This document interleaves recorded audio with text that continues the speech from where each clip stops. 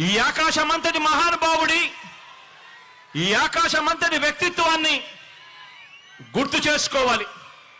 ప్రతి పిల్లాడు, ప్రతి పాప కూడా ఆయన జీవిత చరిత్ర నుంచి స్ఫూర్తిని తెచ్చుకోవాలి. ఎందుకంటే అభివృద్ధికి, అభ్యుదయానికి మధ్య అవినాభావ సంబంధం అంబేద్కర్ గారి భావజాలం. ఇలాంటి భావజాలం మన పెత్తందారులకు మాత్రం నచ్చదు. పెత్తందారులంటే ఎవరో మీ అందరికీ బాగా ఈ పాటికి అర్థమై ఉంటుంది అనుకుంటా ఉన్నాను.